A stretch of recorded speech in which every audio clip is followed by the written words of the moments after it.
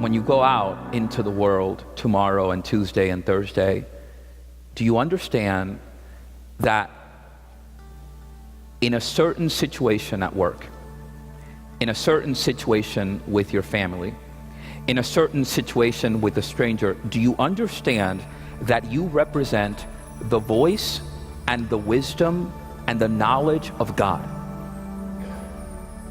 And that perhaps the reason why God put you in that situation is because He sent you there, because you need to speak and do on His behalf. Prepare ye the way of the Lord. Welcome to the worldwide outreach of Skillman Church of Christ in Dallas, where we invite you to connect, grow, serve, and go.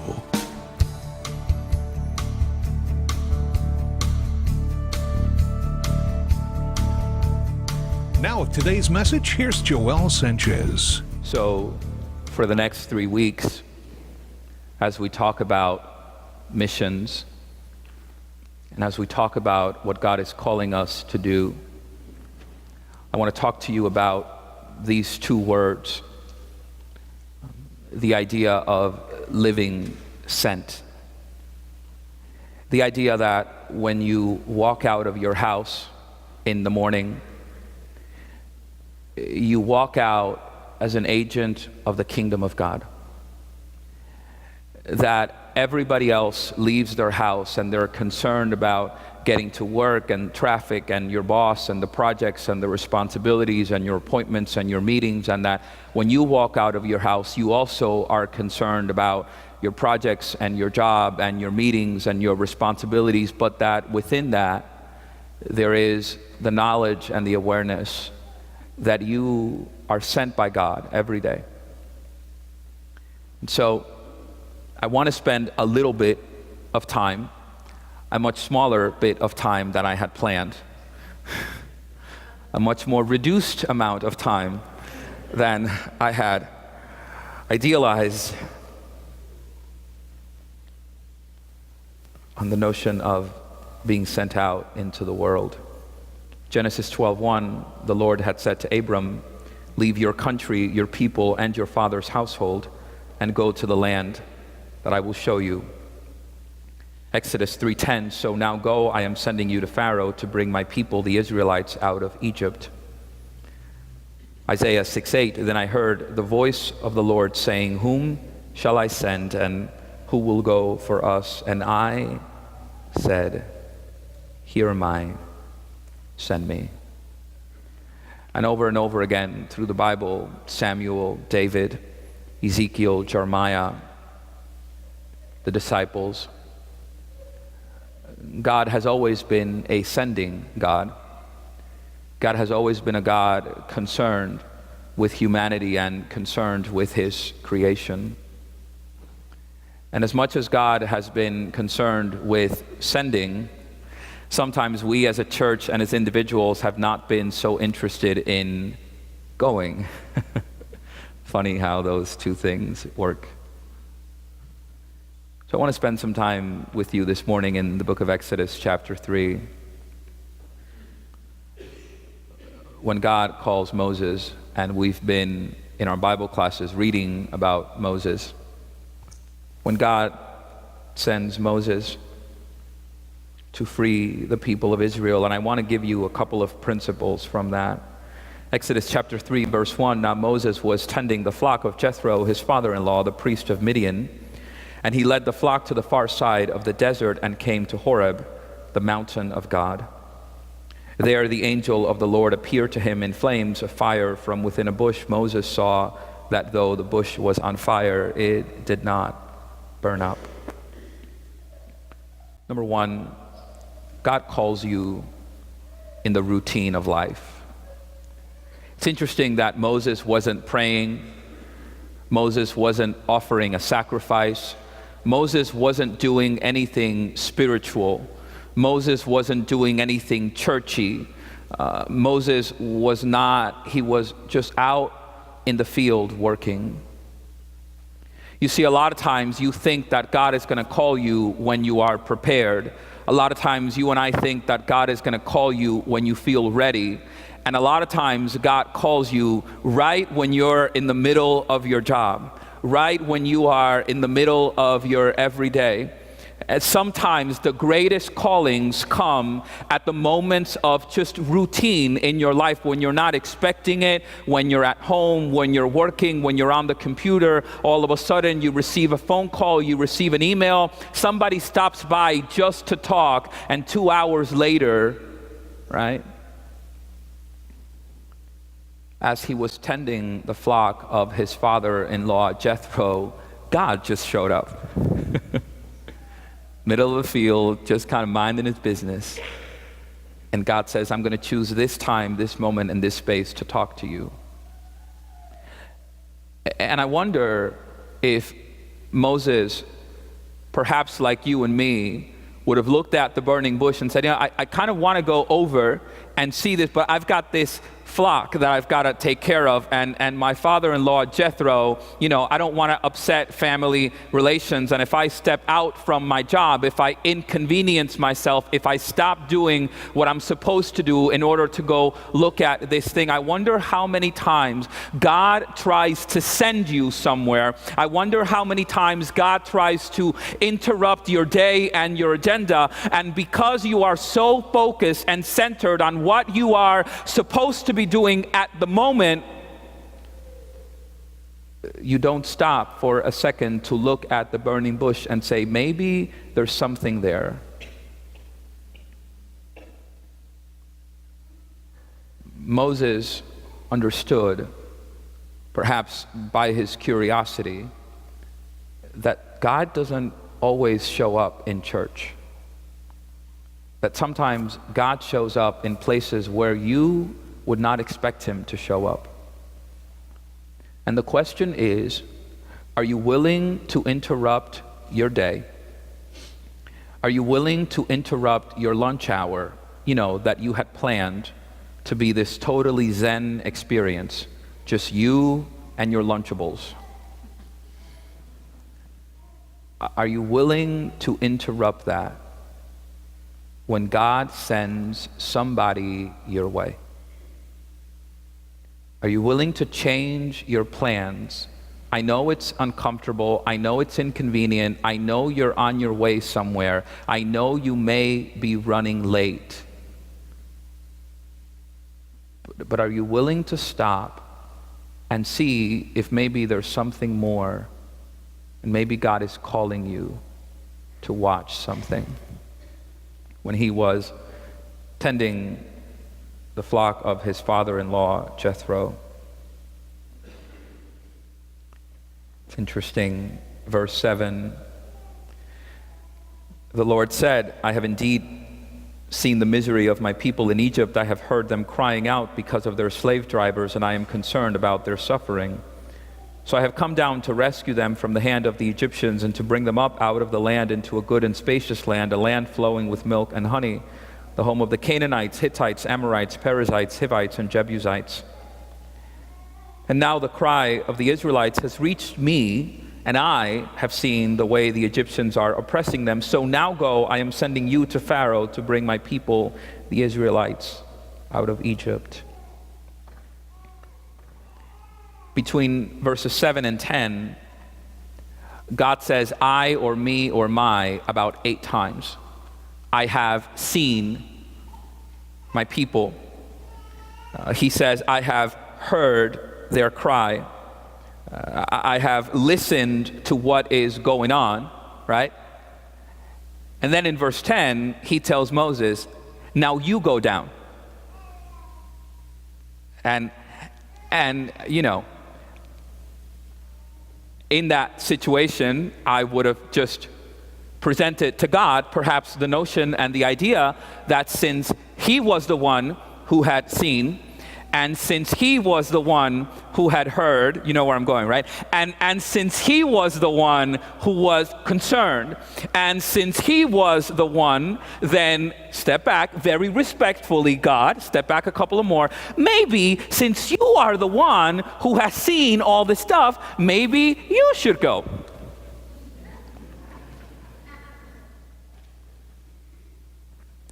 And here's Here's something else that's really interesting from the text that I think was funny.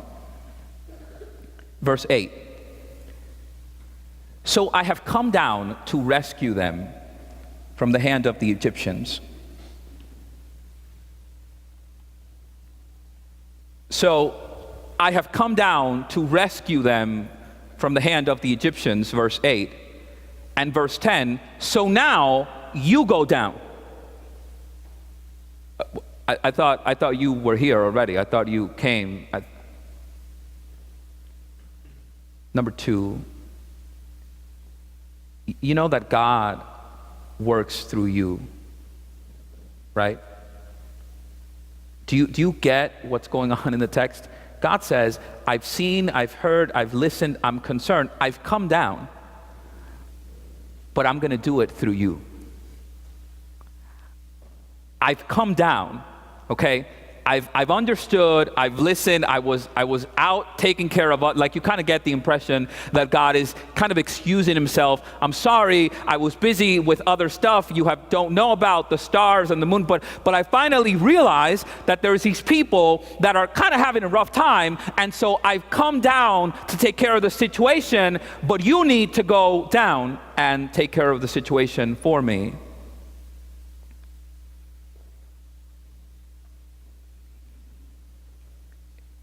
You need to go on my behalf and tell Pharaoh to let the people go. You need to, in this moment and in this space, you need to be me. Don't get it messed up. I'm not telling you that you are God and that you're a mini God. You are not. Okay? You're not. You know that, and if you don't know that, other people around you know that. But what God is saying is, in this moment of difficulty, you represent me. You know, it's kind of like when you walk in somewhere where you have no business being. You ever been in that situation where you walk in somewhere where you have no business being there? And when somebody asks you, because it's obvious that you have no business being there, when somebody asks you, what are you doing here? Isn't it cool when you can say, I was sent by somebody that really does have some business here.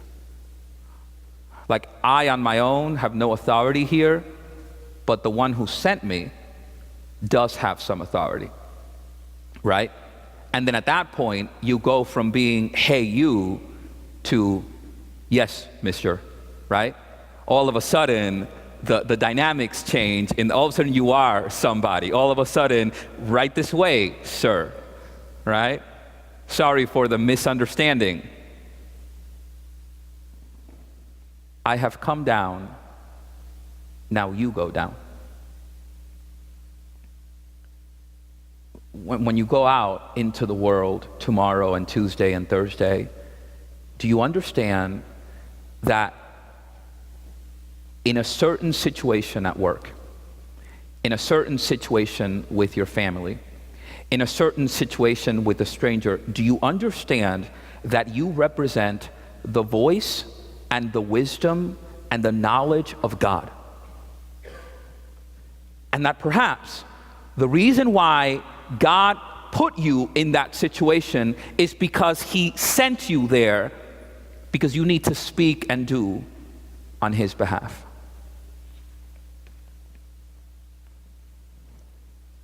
Keep on reading in the text.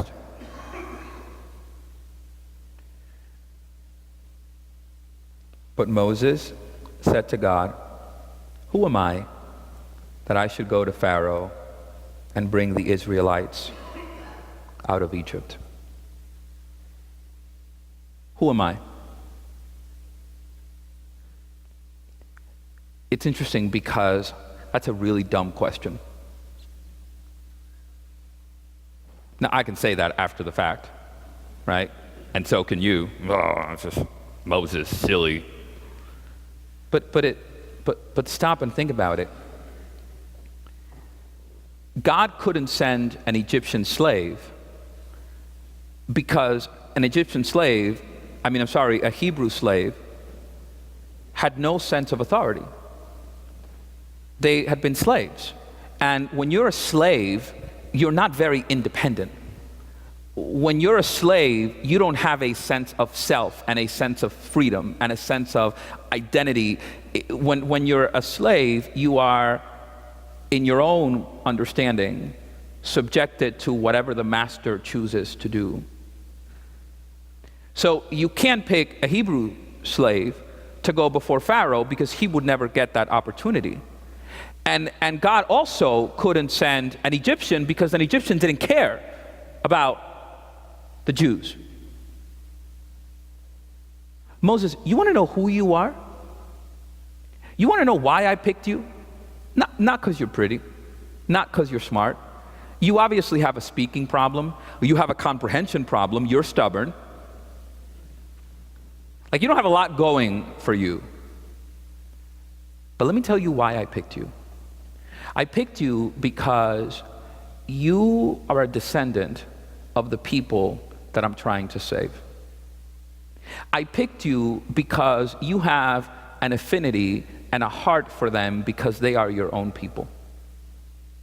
But Moses, here's also why I picked you. I picked you because even though you are one of those people, you were also raised in Pharaoh's court. And so Moses, you have a certain authority about you, and you have a certain knowledge of how things work. And Moses, even though you come from a group of people who are slaves, you yourself are not a slave. Moses, you want to know who you are? You are the best person for the job because you understand the people that I'm trying to save, but you also understand the people who are oppressed. Moses, there is no better person. When you went into the basket in the river, at that moment and at that space, you didn't know it, and neither did your mama, but I knew that you were going to grow up to be the very best person for this job. That's why I picked you. Who am I? You're the only one who can get the job done. You want to know that sometimes I'm not the best person to answer people's questions about faith and life? Because when somebody comes up to me and they have a question or they have a doubt or you're a preacher, of course you're going to say that, right? And how many times does God send you into a situation and the first thing you think about is, I can't talk to you. Let me give you the phone number to the paid professionals at my church because I don't know, I haven't read my Bible that often. I think I skipped church twice this month, and the third time when I went, I half fell asleep, and I haven't prayed in a while. Like, I don't know what to tell you, but there's this book that you can read, and you can come to church with me and I'll put you in touch. No. You want to know why God picked you to talk to her? Because her marriage is falling apart, and you know what it's like to be in a marriage. That's why God sent you. You want to know why God sent you to talk to him? Because he knows what it's like to lose a business and to lose a family. And I can't talk to him about that, but you can. That's why God said, God, I don't know. I don't even know what to tell them. Yes, you do. Yes, you do. Yes, you do. If God sent you, God will equip you. And you don't need to read them 2,700 Bible verses. You don't need, no. If God sent you, God has already equipped you.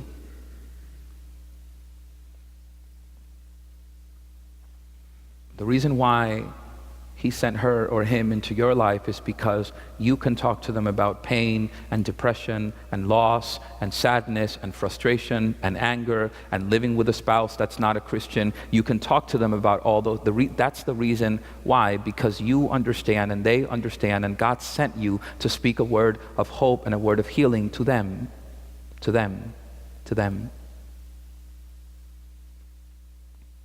But a lot of times, number three, when God calls you, it causes you to question your identity.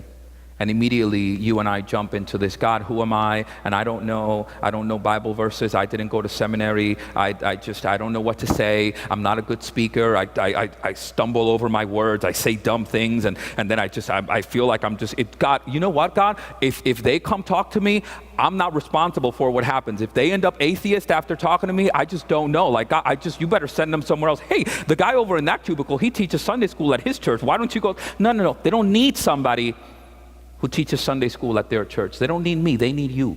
They need you. You. Because you have a life experience that I don't have. And that's why when you left your house in the morning, God arranged it so that you and them would run into each other. God, who am I?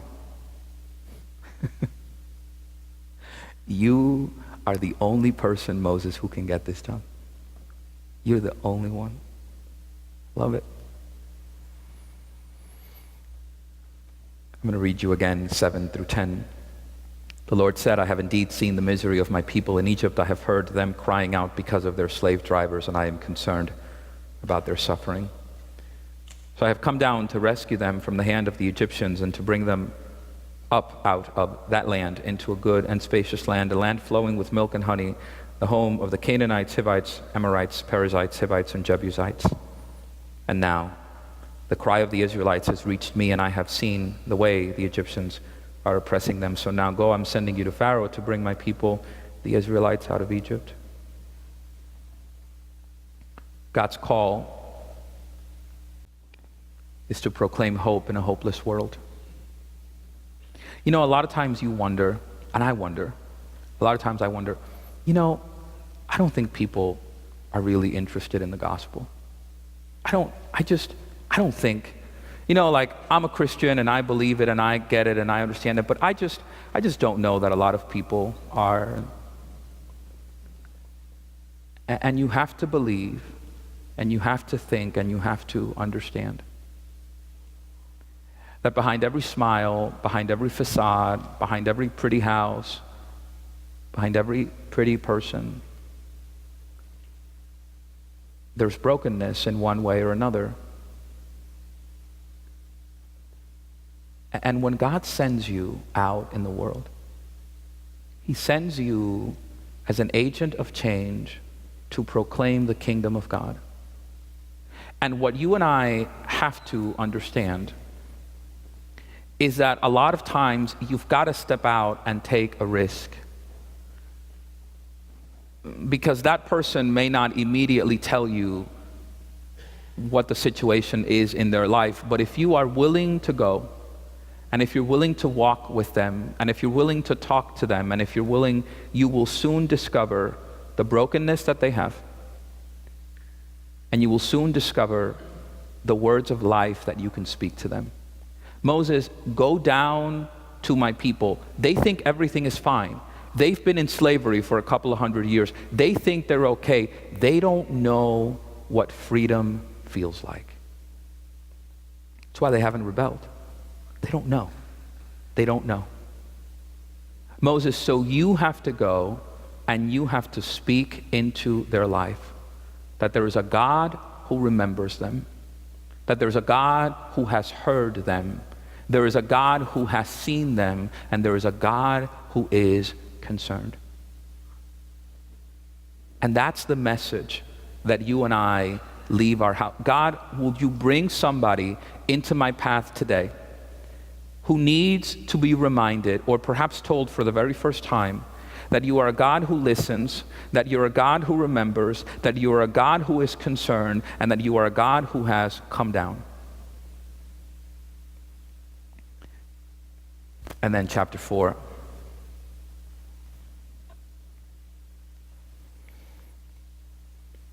My favorite. Moses answered, what if they do not believe me or listen to me and say, the Lord did not appear to you? Okay, dude, honestly, we're done. Just we're done. I'm picking somebody else. Then the Lord said to him, what is that in your hand? A staff, he replied. The Lord said, throw it on the ground. Moses threw it on the ground and it became a snake and he ran from it. Good Moses. Then the Lord said to him, reach out your hand and take it by the tail. So Moses reached out and took hold of the snake, and it turned back into a staff in his hand.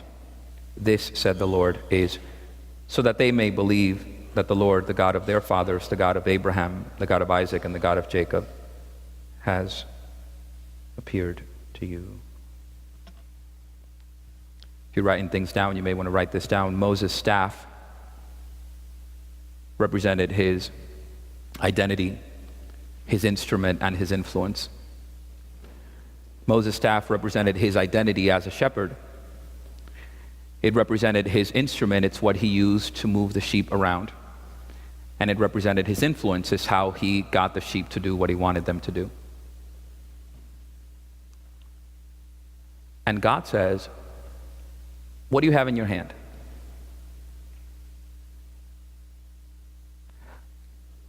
God is an expert at asking seemingly simple questions.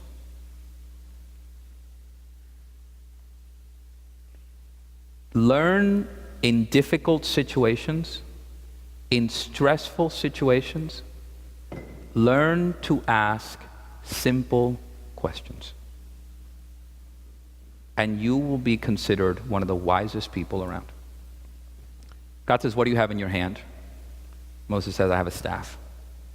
Now, I don't recall a lot, but what I do recall of Moses and Charlton Heston, right? That the guy? He's like 6'4". He's got long, flowing, kind of blondish hair, right? Kind of like a slightly more distinguished Fabio kind of thing. That's kind of what we're going for with Moses. Slightly distinguished. I'm using the word distinguished. You fill in, see what I really mean. Moses was a shepherd man, okay? Like his robe had to be dirty. And he had to have some BO issues, just honest. He's out in the desert, there's sheep, come on. And he's gotta have some toes, and they're not all put together there. So if I were God, I would have been like, okay, I'm gonna send you before Pharaoh, but before I send you to Pharaoh, I'm gonna send you to Doug Duckworth. So that he can put you in some Xenia, right? Some Bruno Mali loafers, right? Okay? Nice briefcase, Come on. So that you look like a leader. So that you look like somebody who intimidates. So that when you walk into the room, everybody's like, whoa, we don't know who he is, but he looks like somebody. We've got to do a makeover, Moses, so that you can play the part. What do you have in your hand? Just an old stick. I can work with that. What do you have? It's just a piece of a tree that should I go get some? No. Let me come. Okay, cool. Throw it on the ground. See what happens. You like that? Right? And wait until you see, Moses, what happens. Wait until you see what happens when you point that stick at some water. You've got no idea.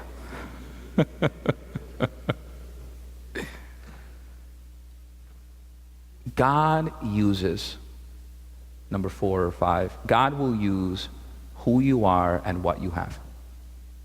God, I'm not smart enough. God, I don't have God, I don't. Moses, what do you have in your hand? I've got these 2 kids on my hand. That's what I have. 2 kids, okay? One on this arm, one on the other arm. That's what I got. I can work with that. What do you have in your hand? I got all these bills that I have to pay, and I can work with that. What do you have? What do you have in your hands? I got nothing in my hands. I can work with that. What do you have? What do you have? What do you have? What do you have that God can use? What do you have? All I have is a phone. God can use your phone. All I have is sewing machine. God will use your sewing machine for the kingdom. What do you have? I don't have anything. I can just talk. God will use what you have for the kingdom. I have some money. I'm not willing to go anywhere. I have vertigo. I can't travel. God will use your money. What do you have in your hand? Because God is never going to send you to do something without what you already have.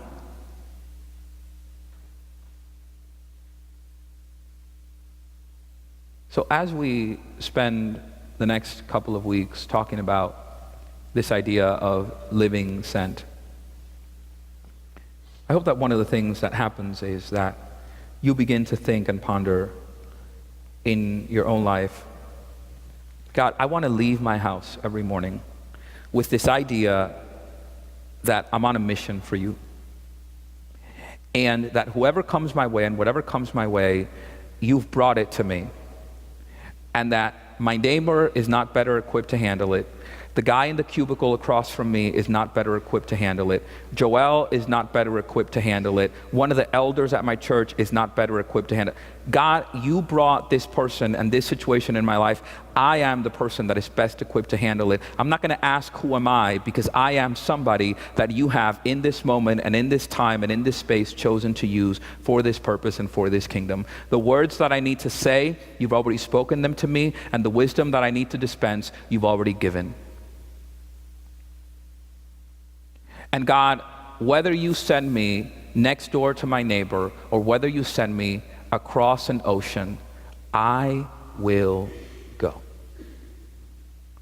With what I have on my hands, however fancy or however regular it is, with that, I will accomplish your mission in this world. Amen? Let's stand as we sing, and as always, our elders will come around the room. And if you want us to pray for you or with you, we would love to do that. Let's sing. Even though I walk through the valley of the shadow of death, your perfect love is casting out fear.